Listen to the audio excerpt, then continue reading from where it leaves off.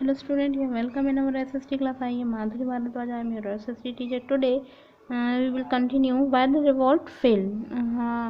Revolt T57 की revolt क्यों fail हो गई, उसके हम कारण there are the number of the reason for the failure of the revolt. कुछ रीजन दिए हैं जो कि शो करते हैं कि रिवॉल्ट क्यों फेल हुई थी. The whole of the India did not join the uprising. पूरी इंडिया ने इसमें ज्वाइन नहीं किया था. कुछ पार्ट था जो कि अनअफेक्टेड रह गया था, जैसे कि Madras, Bombay, western India large region unaffected. ये अनएफेक्टेड रह गए थे. कुछ सिख और जो गोरखे जो थे और राजपूत जो थे वो अभी भी ब्रिटिश के प्रति लॉयल थे और ये एक्टिविटी उनकी हेल्प करती थी. And there were the courageous and the patriotic leader. कुछ लीडर थे, रानी लक्ष्मीबाई थी, झांसी की रानी थी, तात्या टोपे थे. इन सब में एक्सपीरियंस का अभाव था. ब्रिटिश सेनर के प्रति उनको एक्सपीरियंस नहीं. Important rulers of the Gwalior, Indore, Hyderabad, Jodhpur, Bhopal, Patiala, Nawab and Kashmir did not join the revolt. इन्होंने ज्वाइन ही नहीं की थी, इसमें ज्वाइन ही नहीं किया था. Only 1% of the ruler took part in the revolt. इस रिवोल्ट में 1% लोगों ने भाग लिया था. The newly educated Indian did not join the revolt. नए एजुकेटेड लोगों ने इसमें भाग नहीं लिया था. The success of the revolt would be revert India to the backwards, and they thought their progress in India was the possibly by the British ruler, and the Indian equipment and the weapons far behind the compared as a well equipped British army. British army की के comparison में हमारे यहाँ की equipment और हमारे यहाँ की आर्मी इतनी ज़्यादा स्ट्रॉन्ग नहीं थी. Mughal emperor had the neither will not to determination. हमारे यहाँ पर मुगल एम्परर में ना तो डिटर्मिनेशन था और विल पावर भी नहीं थी, मतलब इच्छा शक्ति भी उनमें नहीं थी कि वो उनसे जीत सकें. And there was the absence of unity. हमारे यहाँ पर यूनिटी का अभाव था और प्रॉपर ऑर्गेनाइजेशन भी नहीं था. और कुछ रेवोल्यूशनरी जो थे वो भी उनमें भी ऑर्गेनाइजेशन नहीं था. They were the uncoordinated because they had the common plan of action. उनके पास में कोऑर्डिनेशन का अभाव था. Good communication transportation system. हाँ, गुड कम्युनिकेशन भी नहीं था, ट्रांसपोर्ट सिस्टम भी नहीं था, such as the railway, telegraph system.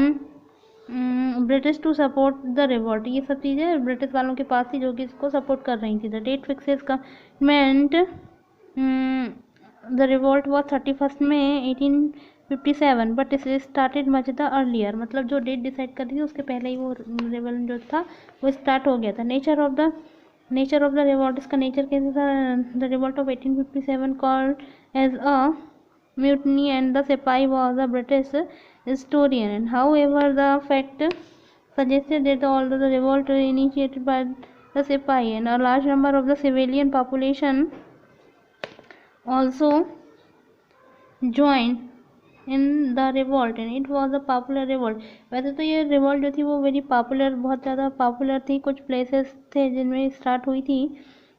It was the characterise by the unity of the different religion. इसमें कुछ लोगों में रिलीजन के प्रति यूनिटी तो थी. And rebellion help each other different part of the country and it was the first national struggle fought. ये हमारे नेशन के प्रति पहली स्ट्रगल थी, पहली लड़ाई थी. Indian freedom from the oppressive British rule. क्योंकि ब्रिटिश रूलों के प्रति जीतना चाहते थे. Revolt result of the revolt. इसका रिजल्ट क्या क्या रहे? इसके मेन रिजल्ट ये queen Victoria was proclaimed the एम्प्रेसेस of India. हमारी इंडिया की जो एम्प्रेसेस थी वो विक्टोरिया को चूज किया गया, मतलब घोषित किया गया. The Indian Prince was assured that the policy of the annexation and will be given up to the treaties and they had entered to the company and would be the fully honor. मतलब ये ऑनरता के साथ में मतलब honesty से काम करेंगे. The rule of East India Company come to end. East India Company ending पर आ गई थी. Indian control not possess to British. The governor general of India now come to know as the viceroy. जो governor general था उसको viceroy कहा जाएगा. The Indian princes right to adopt son was also accepted. मतलब यदि किसी राजा ने बेटे को गोद लिया है तो उसे एक्सेप्ट किया जाएगा. The people of India sure that not to discriminate against.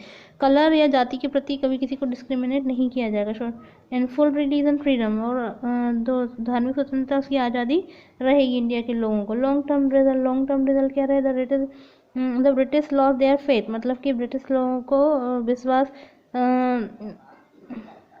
विश्वास खो गया था इंडिया के सब्जेक्ट को लेकर। The revolt was the ill will and hated between the two, उनके आपस में नफरत करने लगे थे। They began to the treated Indians and contempt the relationship between the become that the master and the slaves, जो शिष्य और जो मास्टर थे उनके प्रति व्यवहार जो वो भी बेकार हो गया था, मतलब कि चेंज हो गया था। The most important outcome revolt was it shows the सीज टू द इंडियन नेशनलिज्म। हाँ, एक बात जरूर थी, इंडिया के प्रति वो बीज बो दिया गया था नेशनलिज्म का, राष्ट्रीयता का, विच बॉर फ्रूट सब्सिक्वेंटली इन 1947, तभी जाके हमारा देश 1947 को आज़ाद हुआ। Rights enough for today, we have completed our this chapter, we will start new chapter tomorrow. Thank you so much.